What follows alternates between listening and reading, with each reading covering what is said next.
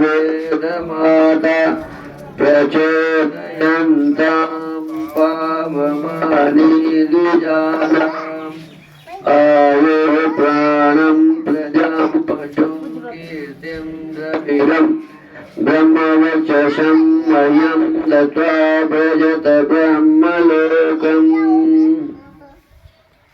इदानीं वेदस्वाध्यायो भविष्यति।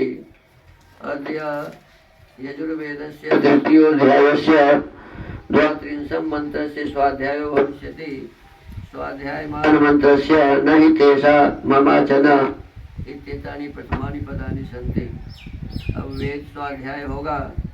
आज यजुर्वेद के तीसरे अध्याय के 32वें मंत्र का स्वाध्याय किया जाएगा। स्वाध्याय किए जाने वाले मंत्र के नहीं तेषा ममाचन ये प्रारंभिक पद है। ओम नहि तेषा ममाचन नाध्वसु वारणेषु ईशे रिपुरघसंसः। इस मंत्र के ऋषि है नहीं तेषा मित्यस्य सप्त ऋतिर्वारुणिर्ऋषि आदित्यो देवता निचित गायत्री छंदः सर्जः स्वरः। पुनः सौ की दिशा इत्युपदिश्यते। फिर वह कैसा है इस विषय का उपदेश अगले मंत्र में किया है।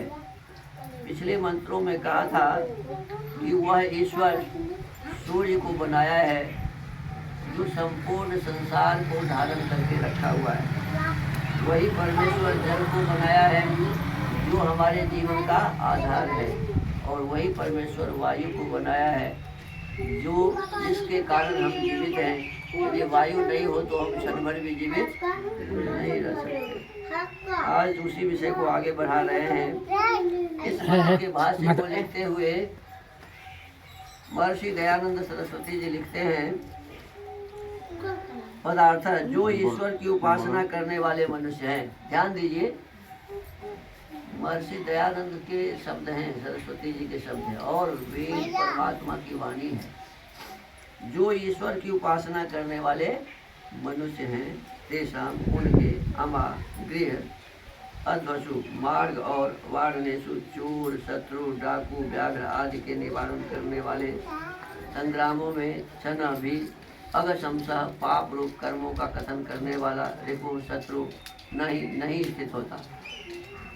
जो परमात्मा की उपासना करने वाले लोग हैं उसे चोर डाकू शत्रु कोई भी बदमाश उसका कुछ भी बिगाड़ नहीं सकता और न उनको क्लेश देने को समर्थ हो सकता है। उसे दुख भी कोई नहीं दे सकता।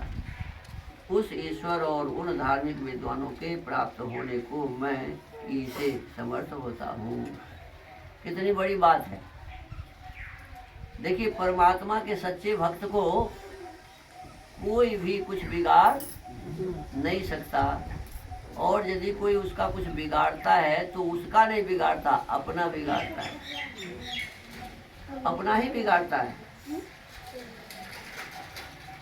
यही बात इसमें कहा कि जो धर्मात्मा व सबके उपकार करने वाले मनुष्य हैं उनको भय कहीं नहीं होता।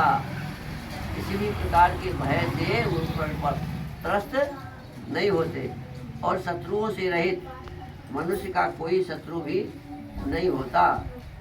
तो हमको आपको ऐसा बनना चाहिए कि कोई हमारा शत्रु न हो, किसी से भी हमें भय न हो। तो ऐसे करने के लिए क्या करना पड़ेगा? तो एक ही उपाय, उपासना करनी पड़ेगी। किसकी? ईश्वर की। और उपासना का सब मतलब तो समझ गए आप। ईश्वर को ठीक ठीक जानना पड़ेगा। इसके लिए ऋषि दयानंद कुछ उपाय बताते हैं। इसके लिए महर्षि दयानंद कुछ उपाय बताते हैं। तो वेद के स्वाध्याय को अभी बंद करते हैं यही, और क्या उपाय बताते हैं वो उनके ग्रंथों से जानते हैं। ओम।